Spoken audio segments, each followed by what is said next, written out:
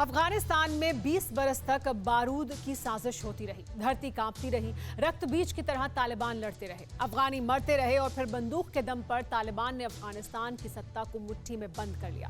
तालिबान के सत्तासीन होने के बाद शांति की उम्मीद जगी थी, लेकिन काबुल के पावर सेंटर पर पूरी तरह से तालिबानी कंट्रोल होने के बावजूद हमले हो रहे हैं, धमाके हो रहे हैं, लोग मर रहे हैं। तालिबान सरकार को आईएस खुरासान नाम के आतंकी संगठन ने चुनौती दी है।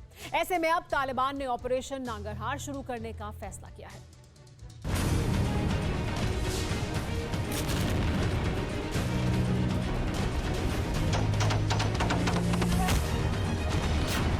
अफगानिस्तान की पहाड़ियां फिर ऐसे ही प्रचंड प्रहार की आशंकाओं से कांप रही हैं। कमोबेश ऐसे ही बारूदी टकराव का खौफ पसर रहा है। जिस तबाही से महीनों तक साक्षात्कार करती रही अफगानी धरती, फिर वैसा ही डर आकार ले रहा है, क्योंकि इस बार तालिबान बनाम खुरासान का फाइनल संग्राम की पटकथा लिखी जा चुकी है।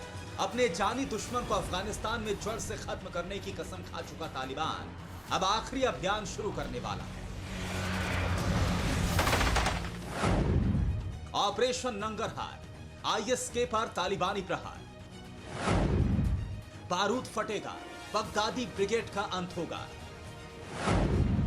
Taliban versus Khorasan, fix final संग्राम।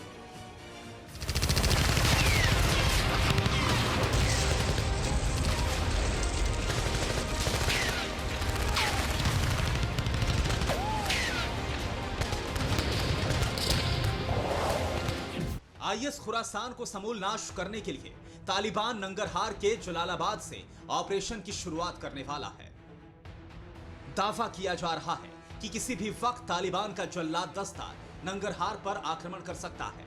नंगरहार में खुरासान के आतंकवादियों पर हमले की वजह विस्तार से बताएंगे, मगर उससे पहले जानिए कि तालिबान के निशाने पर बगदादी ब्रिगेड अचानक क्यों आ गया। अमेरिकी सेना की वापसी के वक्त काबुल एयरपोर्ट पर आईएस खुरासान ने ही फिदायन हमला किया था। शक्तिशाली आत्मघाती बम विस्फोट में 13 अमेरिकी सैनिक और 169 अफगान मारे गए, जिसमें लगभग 30 तालिबान लड़ाके भी शामिल थे। खुरासान ग्रुप का दावा है कि 25 और 26 सितंबर को उसी ने जलालाबाद में आत्मघाती हमला करवाया था, जिसमें 35 तालिबानियों की मौत हुई थी।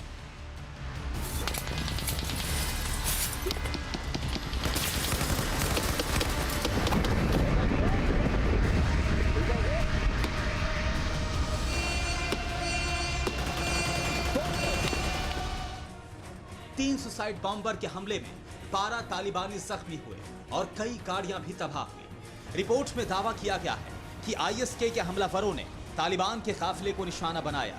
इनमें हथियारबंद तालिबान थे जो नांगरहार के अंदरूनी हिस्सों में गश्त के लिए जा रहे थे। इससे पहले 17 सितंबर को जलालाबाद के PD5 में भी खुरासान के आतंकवादियों ने हमला किया था, जिसमें 2 लोगों की मौत हुई है और 19 लोग जख्मी हुए थे। जानकार बताते हैं कि तालिबान के अंदाज में ही आईएसके उसके साथ टकरा रहा है। हमलावरों ने उसी रणनीति का इस्तेमाल किया जिसका इस्तेमाल तालिबान कभी करता था। आईएस खुरासान बार बार आतंकी हमला कर रहा है, नंगरहार से लेकर काबुल तक खून बहा रहा है, लगातार तालिबान को चुनौती दे रहा है। पाकिस्तान से मिलने वाली ऑक्सीजन पर चलने वाले खुरासान के बारे में जानिए जरा। आईएसके की स्थापना जनवरी 2015 में की गई थी। पाकिस्तानी तालिबान, अफगान तालिबान और इस्लामिक मूवमेंट ऑफ उज्बेकिस्तान के पूर्व सदस्यों ने इसकी बुनियाद रखी थी। इसे आईएसकेपी और आईएसके के नाम से भी जाना जाता है। उत्तरी और उत्तर पूर्व अफगानिस्तान में इसकी पकड़ है। पाकिस्तान में भी इसके लड़ाके मौजूद हैं। अफगानिस्तान और पाकिस्तान में इसने घातक अभियान शुरू किया। 3 साल में अल्पसंख्यकों, सार्वजनिक जगहों और सरकारी संपत्तियों को निशाना बनाया। इसे सीरिया और इराक में सक्रिय इस्लामिक स्टेट से पूर्ण मान्यता मिली हुई है, इसलिए इसे भी बगदादी ब्रिगेड ही कहा जाता है। इसका मकसद मध्य और दक्षिण एशिया में बगदादी के ख्वाब को विस्तार देना है। हालांकि आईएस खुरासान का तालिबान से 36 का आंकड़ा रहा है। अब जरा समझिए कि तालिबान और खुरासान में दुश्मनी क्यों है। एक जैसी विचारधारा के बावजूद तालिबान और आईएस खुरासान में कोई तालमेल नहीं है। आईएस खुरासान तालिबान पर वैश्विक इस्लामी पंथ के बजाय राष्ट्रवाद और जातीय आधार पर संगठन को खड़ा करने का आरोप लगाता है। आईएस खुरासान ने दोहा में अफगानिस्तान से विदेशी बलों की वापसी को लेकर तालिबान की ओर से किए गए शांति समझौते का खुलकर विरोध किया था।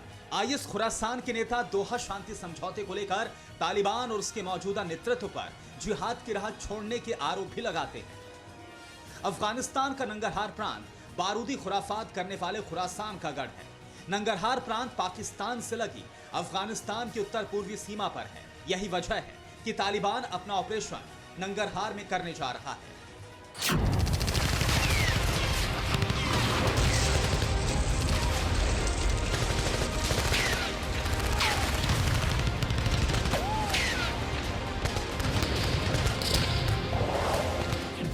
जब काबुल जेल से कैदियों को छोड़ा जा रहा था, तब खुरासान के भी आतंकी छूटे थे।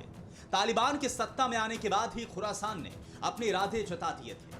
बगदादी ब्रिगेड अब कमोबेश वैसा ही कर रहा है। खुरासान के एक्शन और हमले के तरीकों के बीच तालिबान को डर इस बात का है कि कहीं उसके खूनी लड़ाके भी पाला ना बदल ले, क्योंकि 20 वर्षों से भी अधिक समय से लगातार लड़ने के कारण तालिबान के लड़ाकों के लिए शांति से रह पाना एक बड़ी चुनौती है। लंबे समय से लगातार लड़ने के कारण उन्हें युद्ध क्षेत्र में रहने, हथियार चलाने और खतरों से खेलने की एक आदत सी हो चली है।